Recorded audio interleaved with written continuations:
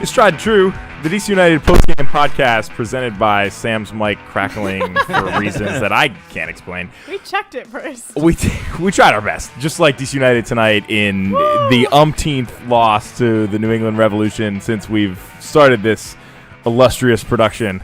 Being a fan, I think. Yeah, oh my God. It was a 3-2 heartbreaker tonight. I don't know. The late goals kill me, right?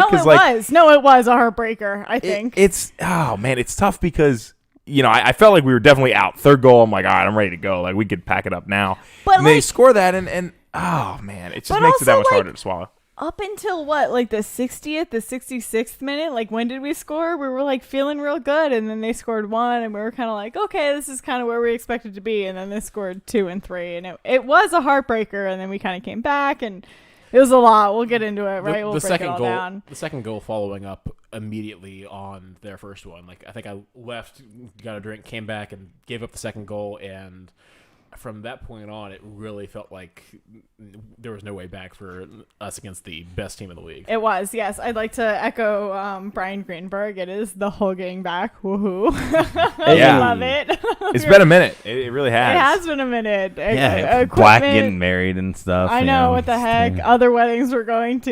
Shambhala. And who would have thought a Wednesday night was when we got together to do a show with all four of us? Equipment malfunctioning, Wednesday night. Alcohol ensued, but we're back and we're ready to chat about the game. What? Speaking of not having everyone back, the DC United lineup tonight, it definitely felt like a rotation lineup. Obviously we've had some injuries and some accumulated issues going on there, but when the lineups came up about an hour before, I don't know about y'all, but I looked at it and said, we're not trying to win this game. Oh my gosh, I was chatting with one of the ticket guys on the way in.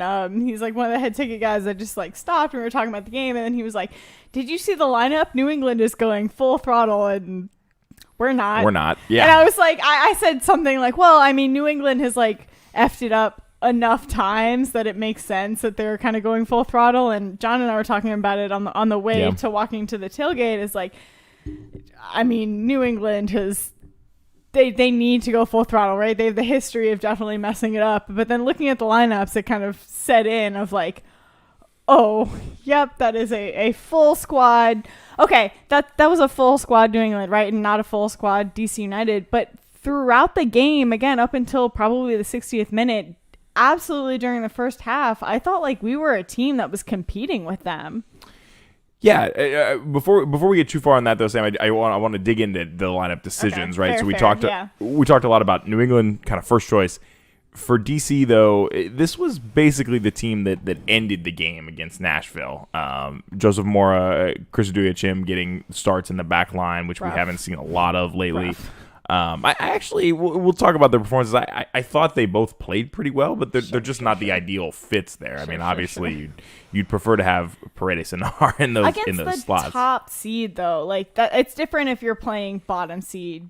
I'm sorry, I keep cutting you off while you're trying to. No, it's all good. I mean, it's the challenge of 3 games in a week, right? Yeah, and they've absolutely. got both Ariola and Flores still hurt, and so they've got to do some type of rotation. I think this was the game to do the rotation in. Yeah. Other changes from what we'd expect to see. Felipe got the start over Junior Morena, and Drew Skundrich and Nigel Roberto were both in the starting lineup as well. I want my first voice into this podcast to be that Drew Skundrich is a Loudoun United player, and Loudoun United are really bad. They're 4-22 on the season. Drew Skundrich is not a DC United Academy player like Kevin Paredes or Donovan Pine, who was just sent there on loan. Drew Skundrich is a Loudoun United player, and only that. And we were doomed as soon as he touched the field. The ghost of Yamil Assad would have played better than Drew Skundrich tonight. And I know he might. Yamil couldn't even make the bench at the weekend. Like he made the bench tonight. But I was almost on the bench tonight. Skundrich might get a hockey assist on a deflection tonight, but he was. And as soon as I saw that, I don't disagree. No, and we need to reframe how we're thinking about this Revs team. This Revs team that's now beaten us 3 times this year. Okay, is a legitimate. They're good. Point-shattering potential team. No, yes, they're good. Yes, the thing is though, I'd love to frame it the way John and James framed it last episode, which John told me about on the way to the game, was that in this 3-game, you got to think about it in qualifiers, right? In this 3-game, shut up. Sam, listen to the show. Challenge, go. Can't even listen when she's not on it.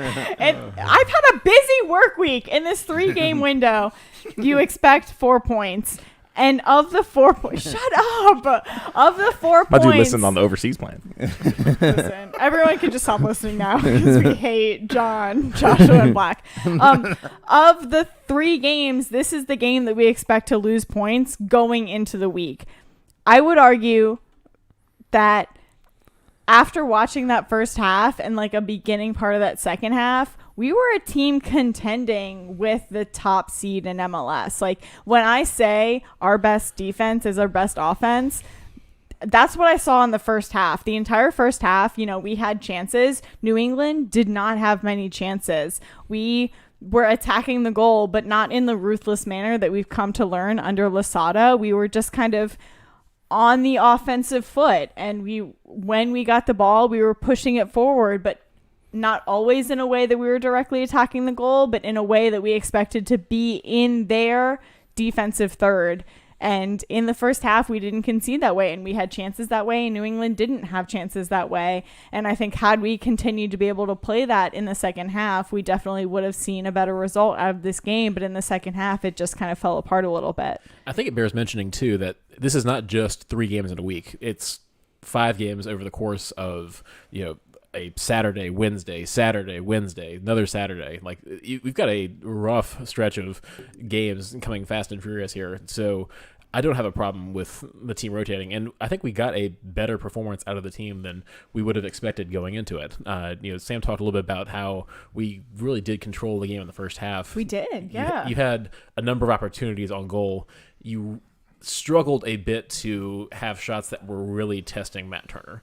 And it felt Listen, against Matt Turner, it's hard, right? Like, New England in and of itself is difficult, but Matt Turner, number 1 goalkeeper of USMNT. Oh, yeah. And Matt Turner had a great game and had a couple big saves, but there were a number of balls that ended up, dribbling up to him or not really challenging him. And, to beat a guy on the kind of form that he's been on, you're going to need to do more than just put a ball in the direction of the keeper. He's going to save most of those. And you saw it tonight. And I think going into halftime when we hadn't created a goal yet, we did manage to score first to open up the second half. But I felt like we had really blown an opportunity to jump on them early. And this is a Revs team that has enough quality and enough efficiency that when you leave them in the game and give them an opportunity, they go out and score 3 goals. Yeah. That's what I'm going to – I see John raring to go. But I just want to get this in that I think – DC United has done a great job of performing to the level the players individually are expected to. Hernan has done a great job of putting out the best team that he can. The roster is what's hurting this team now. And so we competed despite being at a deficit in talent in the first half, and then we got a very lucky fluky goal, deflection, and then it goes off the post and falls for Roberta. Those count just the same. Yeah. And so credit to the team, but over the stretch of the game, even the 90 minutes that we just saw, the New England's quality showed. They're 3 DPs that cost probably. I don't agree. You don't agree with what? That their team is better than ours? No, I would agree that their 3 DPs were the difference makers in this game. I don't think that the overall team quality is what we saw in this game. I think we saw better quality from DC United for most of the game. Yeah, but if their you 3 slip DPs for no, absolutely, 20, 30 minutes. Absolutely, but if New England didn't have those 3 DPs, I don't think that they would have seen those goals happen. Well, Sam, in the playoffs, no, which we're trying to go to. I'm not arguing that. Yeah. I'm not arguing that. I'm just saying that what you said was that New England had better quality at the end of the day. I don't think that's true. I think that overall DC United had better quality throughout the day. New England just had the top players, and in MLS, that's the difference maker. Black is showing me the MLS salary rosters that came out today. I don't disagree. And New England is only just above DC United, apparently. That's the difference maker. But absolutely. they've spent their money wisely. I think Busa and Bo and Gil are all great value for money. and DC United's DPs were not available tonight. Absolutely. And I don't disagree with that. I'm just saying that generally, I don't think DC United was outplayed in this game or that we were completely blown out of the water. I would argue that DC United had the better opportunities and played better in this game. It was just those individual different makers from New England that we've been kind of saying all season that DC United doesn't have. John, you've been trying to talk for a minute, and I apologize. No, it's all good. So I think, in my mind, Losada deserves a lot of credit for the game plan tonight. I think it was, especially in the first half, it was executed very well, especially because those playmakers you talk about, Carlos Hill, Gustavo Bo, they didn't have very many touches at all, let alone dangerous touches. Felipe was man marking. At the end of the second half, it was super apparent. Felipe was just following Hill. Wherever he went, he was playing left center back. Felipe, who is a midfielder, and it was. And it was a stroke of genius because Hill was not a factor in the first half. That was the game plan. It was talked about in the post-game press conference, which, again, we hope to add at the end of this podcast if you're listening on podcast form. It's not always possible. We really hope to. But in case we are unable to, Losada asked that. Jason Anderson, phenomenal journalist, asked specifically, it looked like that was Felipe's single role in this game, and Iran said absolutely that was his role, and he executed it for the most part, and you could especially see that in the first half. I'll extend that compliment of an exceptional journalist for spotting that as well. Okay. Sure. You're not paid to do a thing. Jason is, so. Yeah, no, but I think the reality is, and James Lambert and I talked a lot about this after the Nashville game, like we were talking about a little bit, that the depth isn't there. And that's the thing, is like you roll out the best tactics in the world, which they were spot on in that first half.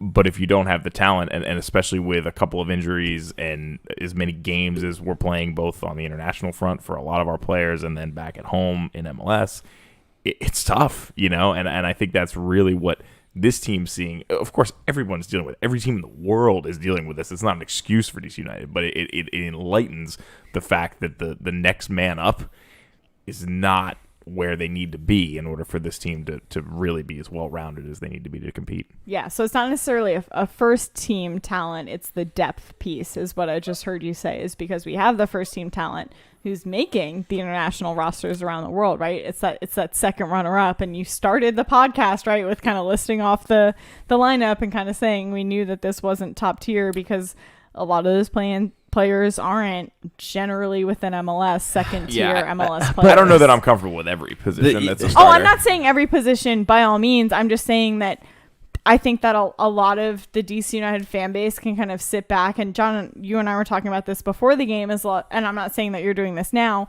but a lot of the DC United fan base puts the despair of the past 10 years on the team that we're seeing right now.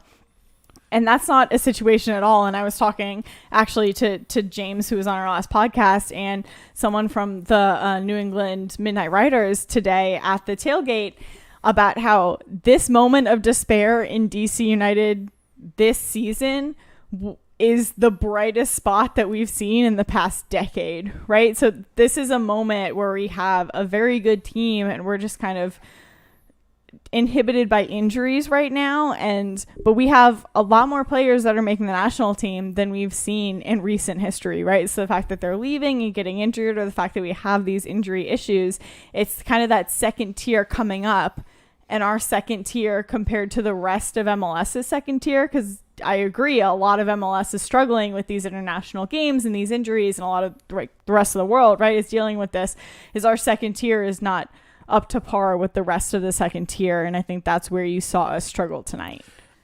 Part of that's playing in a salary cap league. This is not a Man City or PSG where their second team is probably still the best in the league. There's only so much you can spend.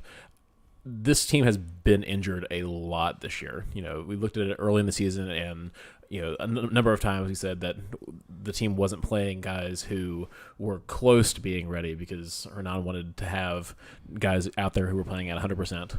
I think we've kind of gotten away from that at this point. Absolutely. Where he's out of necessity, yeah. Well, it's a question of availability. Like, again, Drew Skudrich got a lot of minutes tonight.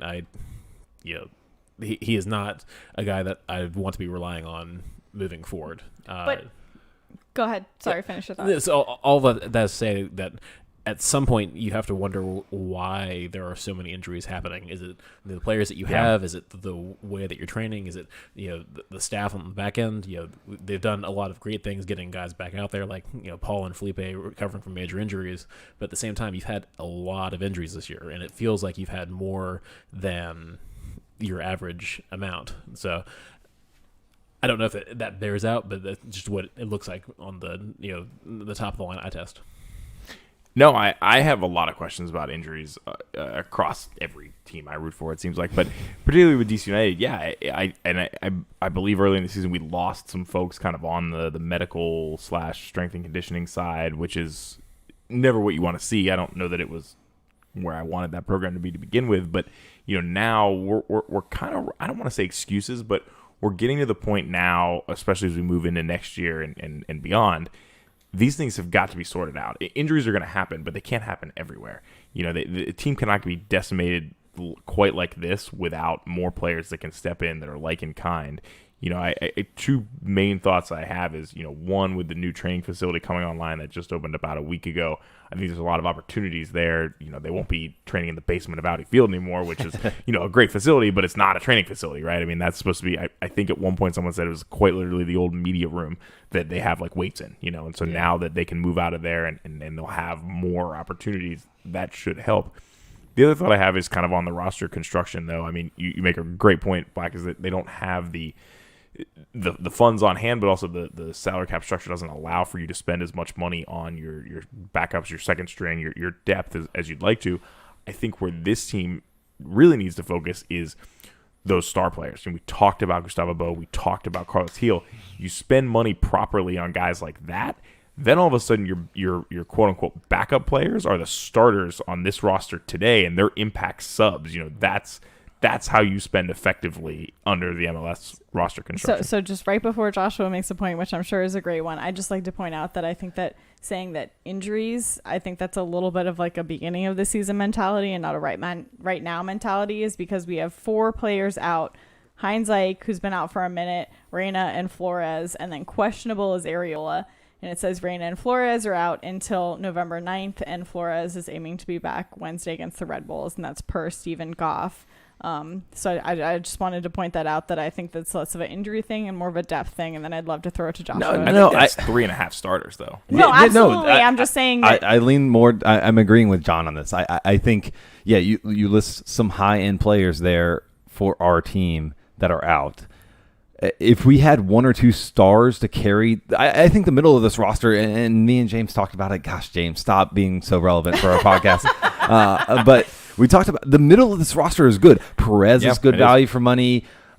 Canals is good value for money. Like literally almost all of our roster is good value for money. And those are the middle of our roster. The meat of it is good. Our star players are kind of disappointing. No, but that's the point, is that we're like the middle of the pack, and we're not getting our kind of money for value right. towards So the top. I don't think it's the depth.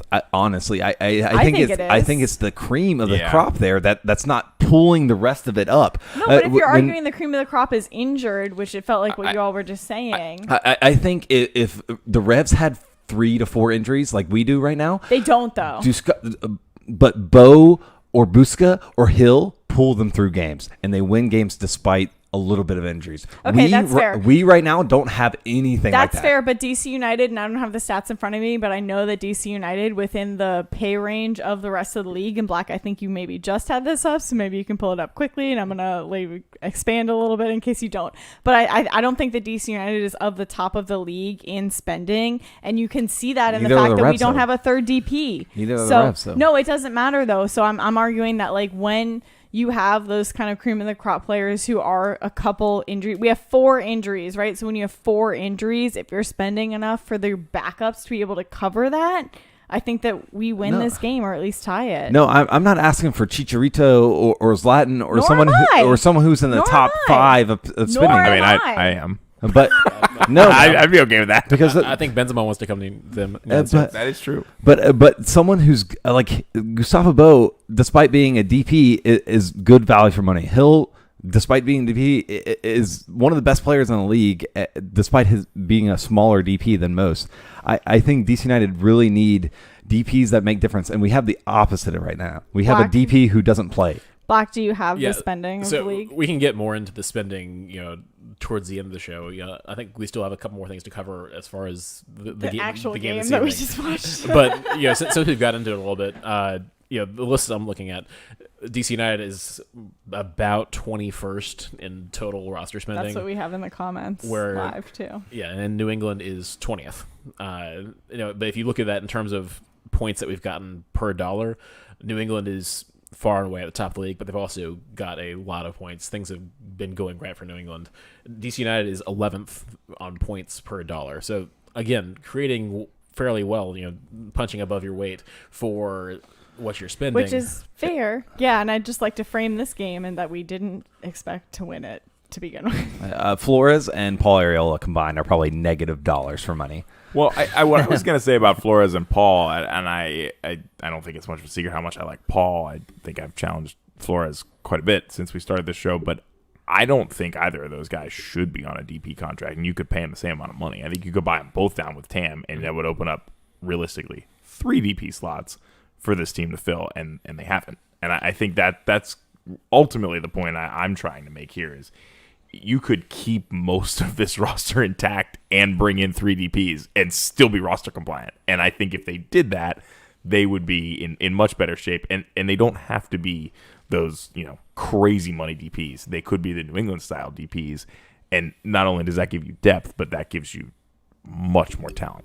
So I think maybe we can expect that going into this offseason with the signing of Lucy Rushton, right, who was able to make, I don't think you bring in someone who was able to make some phenomenal moves in Atlanta on the promise that she's not going to be able to spend money in the offseason. I don't think she comes tweeted here about for that. 2 hours before the game that DC United are hiring a data analyst, and maybe that's a little bit late for me. I would hope that she had her staff completely filled as soon as she arrived. She still has time, though. There's a whole offseason to go. Exactly. But there are definite needs for DC United, and I think the first one is shipping Flores for whatever amount of money you can get for him, whether it's a coupon to Harris Teeter or not. I'm up for it because we talked about, we got beat tonight by the three scorers for the Revs were their DP players, right? So that's tough. Our DP players didn't play tonight. Nigel Roberta and Ramon Avila are not DP players. They are fringe players that you sign on a flyer, and they've come pretty good. I will say, Ramon Avila's goals per minute has got to be near the top of the league. I'm sure he's not eligible for any stats. Kamara-esque. Kamara is top of the league. That's right. For minutes over 15 minutes or whatever. Yeah. But Avila has been fantastic. Roberta, has been injured a lot of the season, but when he's been on, he's been good. So let's talk about those goals a little bit, because that first goal from Roberto was at that point you felt very good about DC United getting a result. The stadium felt good, yeah. You had that big shot come in. I think it was Kamara that had the shot, and ricocheted off, and you have Roberto with a great finish to that lower corner there, and at that point you thought, hey, we're gonna get second. I think we had just had a adverse decision from the referee. It really felt like, which we're not going to go ban the orange referee uniforms. Halloween, we love it. Yeah, it was festive, but at that point it felt good, and then things turned about 10 minutes later. Yeah, the goal. I'll admit I was slandering our guy from Loudon. Right before it, and then Drew Skundrich. Say his name. Our guy from Loudon who plays for DC. He's Drew Skundrich, playing for DC United the whole season. Should he though? Anyways, he gets a little bit lucky with a deflection, and then Kamara. He's that golden boot is slipping from his hand. I mean, maybe good for DC United. He's got it. There might be a clause in his contract. He needs to figure that out real quick, because the rest of the packet's catching up to him. But off the post. And you guys are right. We were feeling pretty good because we were toe-to-toe with New England to that point. I would argue for the most part of the game, we were toe-to-toe. It was individual moments that lost us this game. And I'm not saying that that's excusable, and I'm not saying that that means we should have won this game. I'm saying that generally when you look at the scope of this game, it's less dire than what you think when you look at the scoreboard, and John is nodding at me, so Yeah. I'm going to call him out for agreeing with Oh, that. the XG is off the charts. I don't know if that's what John is looking No, at. I wasn't. What But was the it? XG was ridiculous. Like New England was at 0, and we were at like 1.5 at the time of 1-1. I'm not even Yeah. necessarily saying we should have won this game. I'm just saying that a loss is probably unfair for this team. And again, coming into this game, I think we would have loved a tie. I was predicting a 1-1 tie. I thought that we would have been good to get out with a point. But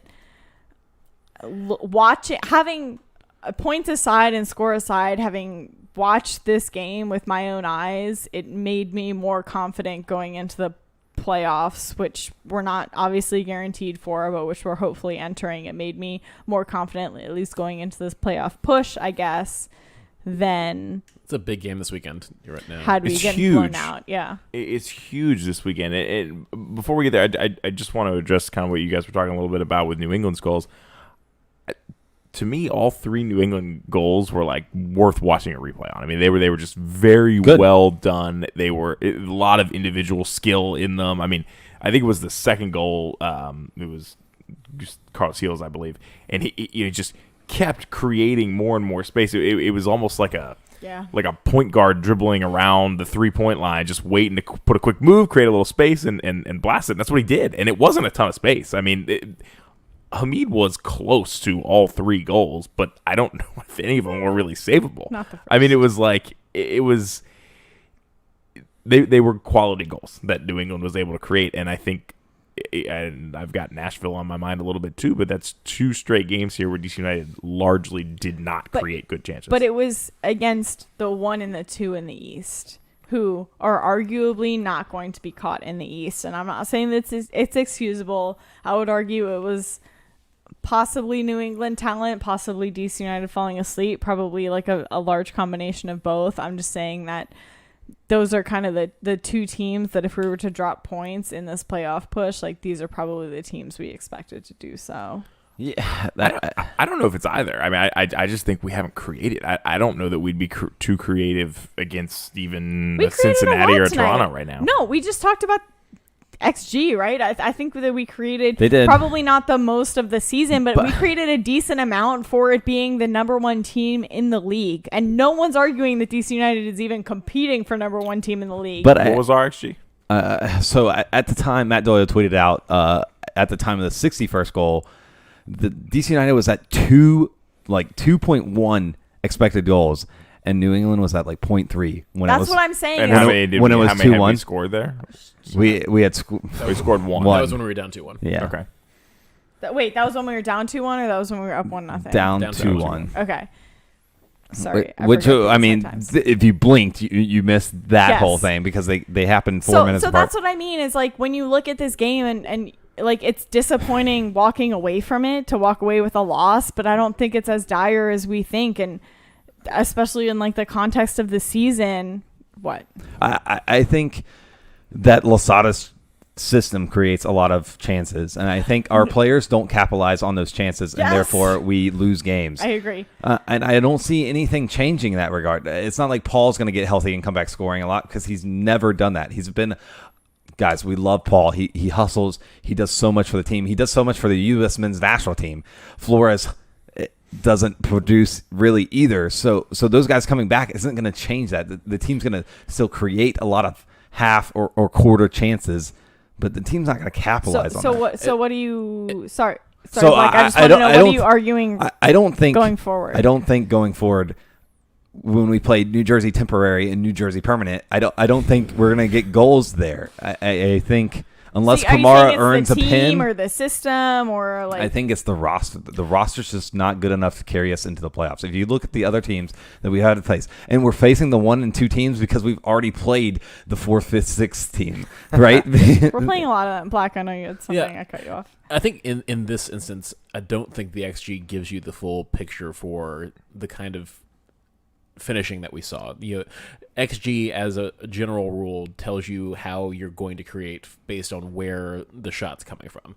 But as we said earlier, they weren't getting a lot of really challenging shots out of it. They were getting into position, but they were not finishing. And that's been a problem that we've seen from this team, particularly early in the season, and we've gotten away from it a little bit over the last month or so, but it's starting to rear its head again that this team does not finish.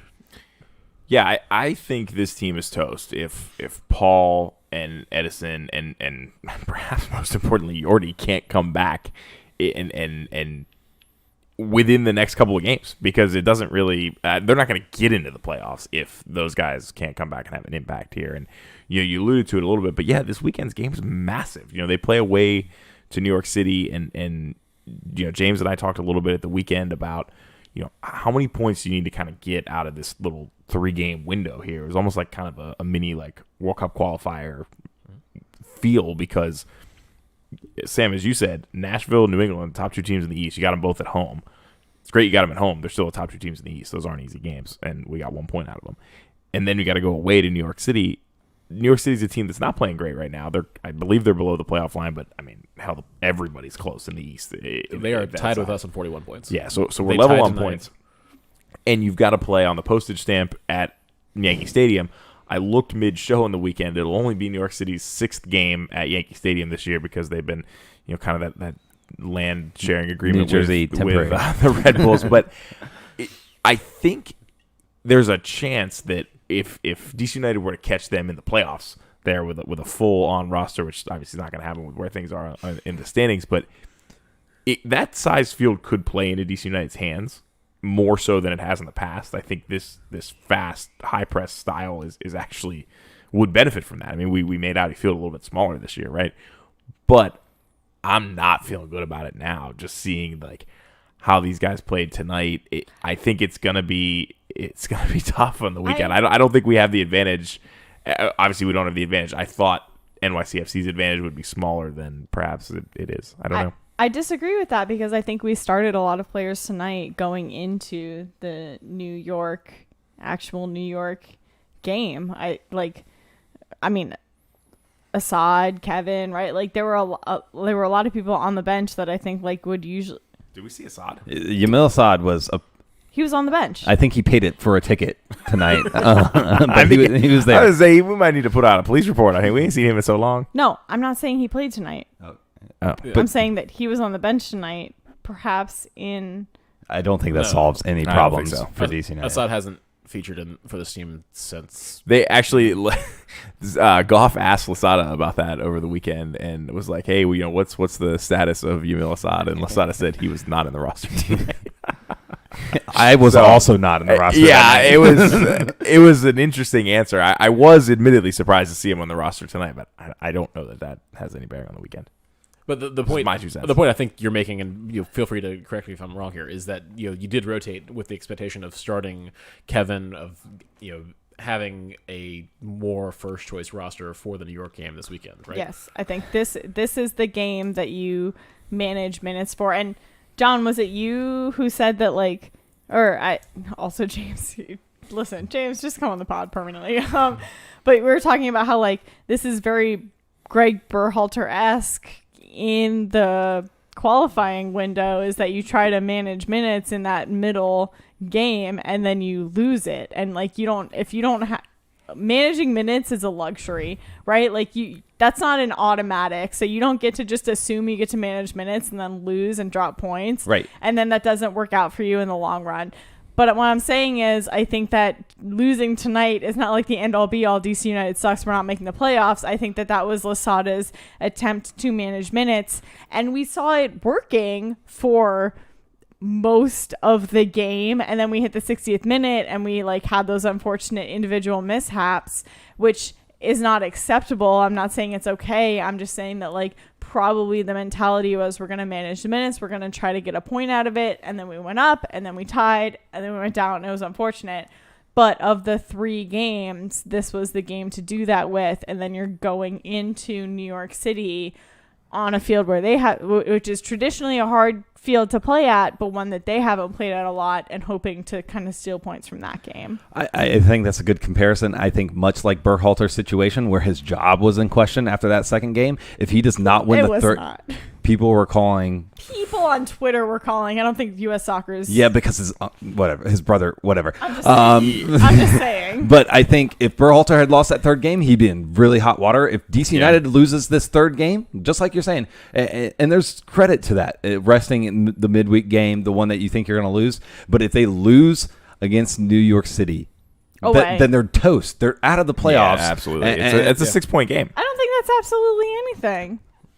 Yes, you just said they rested for the New York City game. No, I think that they did. So if they rest for this New York City game and then they lose, and then what do they do against New Absolutely, York? that sucks. a must win. But then we have 2 home games and then an away game, and I don't know the math on it, and I'm sure that like the people listening, please pull it up. Like, correct me if I'm wrong, but every game is must win from now on because we're playing people around the playoff line. We need to treat every game. Like a playoff game. No, absolutely, we need to treat it like that. I'm saying realistically, if we lose over the weekend, it's not the end all be all. There's still hope. We're tied for 7th right now. So yeah, I think this but is a huge listen, game you can this like weekend. tie a game and jump up 4 points in the East right now. It's super tight.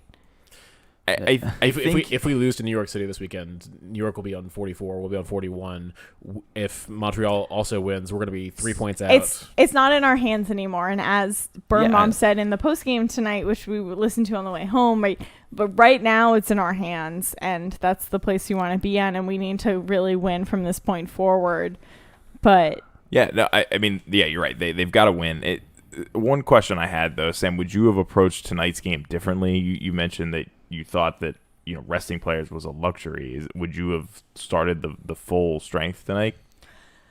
Hindsight being 2020, right, and having seen the way that this game played out, I think that I would have probably subbed a little bit sooner, closer to our goal, and closer to New England's goal. Again, hindsight being 2020. But I mean, you probably would have rolled out a similar starting lineup, though. I mean, you chose to rest people from the beginning. I don't know that I would have chosen to rest people. Obviously, I'm not also like intimately involved with like everyone's fitness levels and what they think they can also do on Saturday. So going into the game, right? If like Losada had chosen that lineup and then I was suddenly in charge, perhaps like seeing out the first half, seeing out that first goal, and then I would have subbed a little bit. I think that Drew and Chris, as much as I love the both of them, really struggled this game, and I probably would have subbed them out a little bit sooner to try to see the game out a little bit sooner than what we did. Yeah, I mean, I think you're honing in on. I mean, those guys were the obvious not first choices, right? Like, if we didn't have a midweek game, they wouldn't have played. I hope that Andy Najar is fully healthy to come back. I mean, he left a little bit early over the weekend, and there were some questions. He played a lot of games for Honduras over the qualifying window. So, yeah, I mean, him coming back in for Chris Chim is going to be a massive upgrade.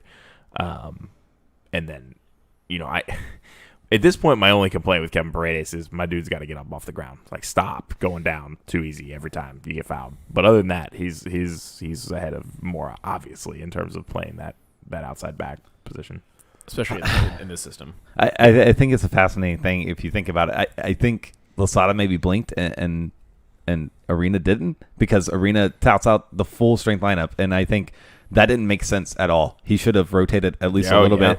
I think Losada rotated a little bit, and that kind of like bit us tonight. Do you think? I would have rather rotated more or not rotated at all and really gone for it. And I think that would have maybe gotten some points for us tonight if we had put out the first lineup.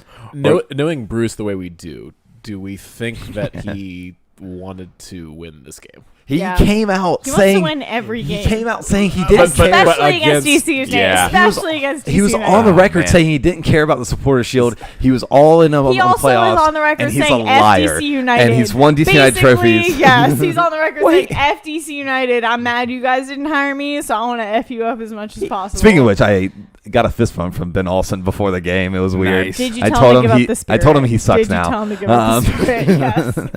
Yes. Give it to King. You should have said. I'm not. Oh man, I'm just looking at New England. So they drew over the weekend, which I had slept on. They drew at home to Chicago. So I'm not a little. I guess I'm not as surprised now that I know that he went full strength tonight. The tough part is that they play Orlando over the weekend, which Would be nice if they could beat Orlando at the weekend, but they're away to Orlando. I bet they rotate. I would imagine they would. Because we're the bigger threat. All right, before we leave this game, we got to award a man of the match. So, Michael Black, since you haven't been here since Nam, who's your man He of the was, match? to be clear, on his honeymoon. Mbappe looked great. Yeah, he's coming to DC United. When? I mean, as soon as we get that oil tanker. Okay, for me, I struggle a little bit with this because we've talked about our criteria for awarding man of the match. Just from what I saw him do tonight, I thought Donovan Pines had a great game. And it's tough to say in a game where you gave up 3 goals, particularly 3 goals that defense didn't shut down very well, but it seemed like every time you turned around, Donovan Pines was making the play that he needed to play. And sometimes it made you a little bit nervy because he left it late, but I thought he had a fairly good game. So that's my man of the match. It's my pick as well. Makes it easy. I'm sorry, what did you say? I was Sam, the good news is we record this as a podcast, so you can listen back. I was commenting on the live. Donovan Pines. Okay, thank you. I'll give honorable mention to. I'll give honorable mention to AOC, Dewey Chim. I thought he was somewhat decent. I expect absolutely nothing from a Dewey Chim. I also thought he played well. I thought he Y'all are played ridiculous. above expectation. He did not have a negative grade, according to Who Scored. I know you guys love to tease me about that. Y'all are absurd. But honestly, I expect Dewey Chim to perform a little bit better than That's an your academy man of the player. match? I mean, he's No. not- Honorable It was mention. an honorable mention, but I mean, Sam, I think you're giving him a tough time. I mean, he was I thought subbing in he for played our poorly. player of the season. He was Yeah. subbing in for. Like, I thought he played poorly. Oh, man. No. sometimes I wonder if we watch the same game. No, we don't. Same. We definitely don't. Same. And I also want to maybe give it to Roberta. He is the Who Scored player of the game. He does bag that goal, and I thought he was a good part of the attack, but I'll also give mine to Pines.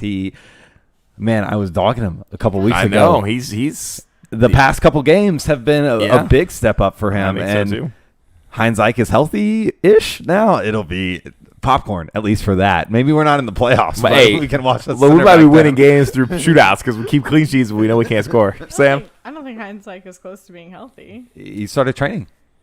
I don't think that's close to him being game ready. Whatever. So my honorable mention is Julian Gressel. I thought he played really well. I thought he was in a lot of attack. His crosses in, I think, were phenomenal today. But mine is going to agreeing that Pines did fine tonight. Not agreeing that Chris did. Mine is going to Russell Knaus. I thought he did really well. I thought he stuck a lot of really hard tackles, and we could have had a much more difficult game had it not been for him really holding down that 6. I thought he played really well tonight. His shots, not very great, but that's not what he practices, so we can't blame him for that. He had a couple touches that I was like, oh, Russell. Yeah. He did. No, I thought that, again, his That's a good shots, shout. don't look at those because those were not great. But again, your 6, they're not in your forward shooting practice. They're in your defender I practice. don't know. Were you at the home opener? Yep, I 'Cause was. he buried that one. Yeah, and Joshua, I think I like your shout about Roberta, particularly for having scored that goal. Shouts to who scored. Is so frustrating to watch because he's your traditional striker kind of player where you don't see a whole lot of it, and then he has that one moment.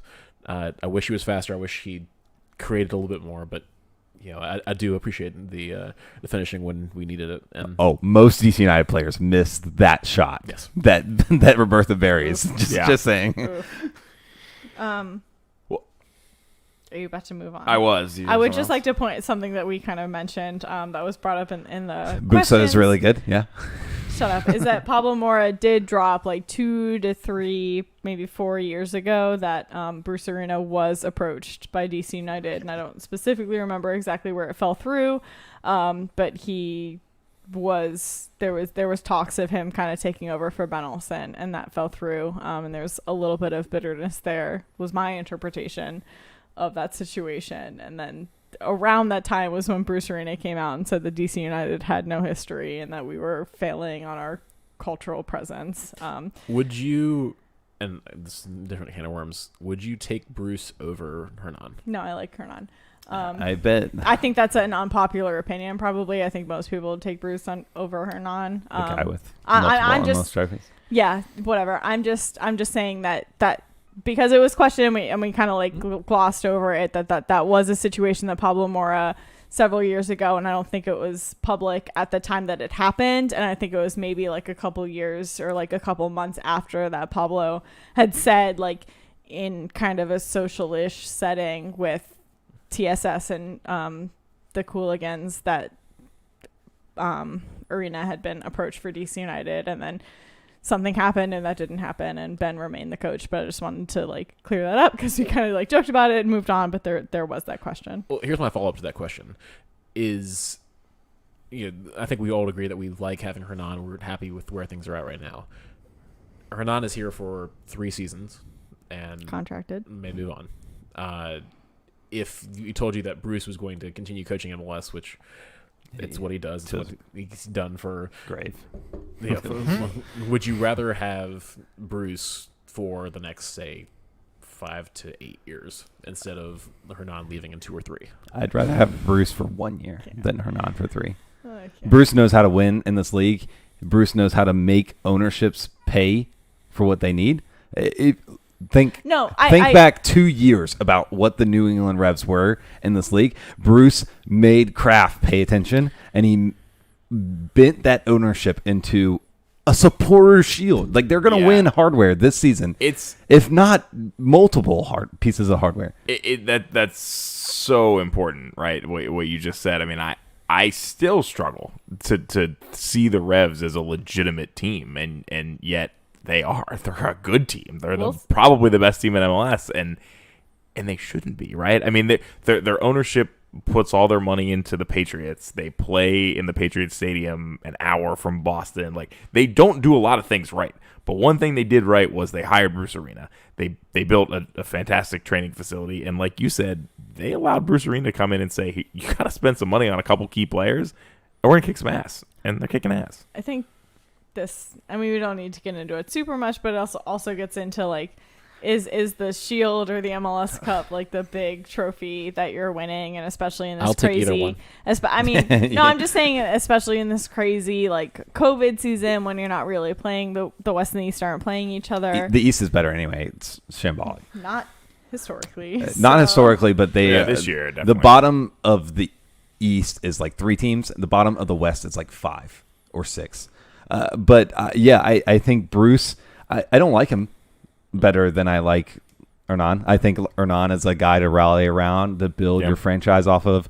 But I think an MLS trophy or a supporter shield is something to build your franchise around too. That, yeah. And I think, I know that he's going to deliver because they are almost guaranteed to win the Shield now, It's and they almost might guaranteed that they don't win the cup though too. So like, the Revs have we'll a see. history of that, but Bruce Arena does not have a history of missing. which out will be on the MLS interesting. Cup. Yeah, it'll be interesting this season. Well, looking ahead, there's 4 games somehow. Only 4 games left in DC United's season. They are away to New York City this weekend. We've talked quite a bit about that. Wednesday, they're home to the Red Bulls. Next Saturday, they're home to Columbus, and then they finally have a full midweek off, and they wrap up their season across the border away to Toronto. So my question to you all before we wrap the show, how many points do DC United need out of the next 4 games in order to get into the playoffs? What is their magic number this year? I'll go for it. I'm not going to give you a number, though, but I do think that we sneak into the playoffs. So just to be clear, you're not going to answer the question. Not at all. I'm going to answer the question I want you to ask because I live in D.C. I think that we do make it into the playoffs. I don't necessarily guarantee that we're getting a home game, but I do think we're going to We're not getting a home game, but Yeah. We'll see. I think for me, you need at least 7. And it is probably 8 or 9, but I think you need at least 7 to still be in the contention. If you end up with 4, 7 will put you on 48. Yeah, which is would be good for third today as it sits. Yeah, but everyone else also plays 4 more games. No, of course. I just they don't giving have some to context to lose where those games. where we're at. You're doing the math, John, just to be clear, as if no one else is winning. No, I'm asking what's the magic number? Like when the season ends? No, I'm saying that you said we would be in 4th today with those points. I think if we get 7 more points, we make the playoffs. I'm just saying that, John, you said that would be 4th, as if no one else makes any points. It's really easy. We're 7th. We play 8, 9, and 10 in the next 3 weeks. I think if we don't win 2 of those games, we're out. So I'll put the magic number at 47, which would be the 2 wins. I think 6 points from those next 3 games, because literally we play the people that would bump us out of the playoffs. That's too easy. It's a Toronto game. I'm hoping it doesn't come down to that, but that should be a gimme. That should be posturing between 7th and 6th or 5th. But if we don't get 6 points out of the next 3 games, which is tough because they're all within a week, we're out. It's out of the wire, yeah. And look, guys, after tonight, I'm not feeling too confident. 3 games ago, before the Orlando loss, when we were in 3rd, I was feeling pretty good. That was also unfair, though. That was like a little bit of a spoof that we had jumped up to 3rd, right? Like, I think it's also unfair to just judge. It might be a little bit game. of spoof that we jumped into the playoffs too. No, I think you can't judge it based off us playing 1 and 2. I think these next games are the ones that we're really going to have to judge off. Right. That's why I'm saying we need 6 points out of the next. I wouldn't say that we're games. not confident because of this game, though. Because again, I think that going into this game, what change? I don't see too many changes between this game and the next couple. Yeah, we don't have them to make. Yeah, we'll see. I think I'll say it's closer to 7, and the reason I say that is because we're in 7th and tied for it with NYCFC, and so it's a brilliant place to be in, playing the 3 teams right behind you. But if and when you slip up and miss a point or 2 there, somebody in front of you's got to slip up too, because you got to make room for you and the team that beat you to get in. So I think it's going to be a little bit closer to 7. I could see Montreal falling out. Orlando and Atlanta, I think, are in. I've been wanting to doubt Montreal the whole year, but they've been solid. Yeah, no, I don't necessarily know that they will. I think they're the most likely, though. I mean, Atlanta's in, Orlando's in, Philly's in, and so it's really down to 6th and 7th, and it's close. There are 5 teams vying for it. Even Miami might still be technically alive. Stop. All right, so as we look ahead, I did not do the math for the Loudon and Spirit this week. Loudon plays this Saturday night. They just got clapped by Revs 2. 3-0 against the 7th best team in their conference. Yeah. There's only 8 teams. Guess who's 8th? Loudon United. Lifelong fan of Loudon United, Joshua Morgan. Yeah, so Loudon has another chance this weekend on Saturday night at Segra Field. They're playing the Tampa Bay Rowdies, and the Spirit are off for their kind of international break. They can come back, I think, on Halloween. I think that's right. For their last game of the season against Houston. And they're in the playoffs. The playoff-bound Washington Spirit, that's right. Let's go. That's what I was just looking at, Jesus Christ, I would... That's super positive. If you are unknowledgeable about the NWSL generally, I would recommend you read all that. Yeah. Lots to fix. Yep, that's all I have the capacity to say right now. But Parting congrats thoughts? to making the Spirit. Yeah. In the playoffs. Absolutely. Big accomplishment. Win this weekend. Start rooting for the underdog in the playoffs, because it might not be us. Count your airline miles, because there's going to be a road trip in the first round if we get in. Let's go. We'll see what happens this weekend for a show. A lot of travel logistics going on once again for us, or at least for me. We'll see what else happens with the rest of the game, but we'll sort it out, and we'll talk with you guys real soon right here on Tried and True, the DC United Postgame podcast presented by Heineken.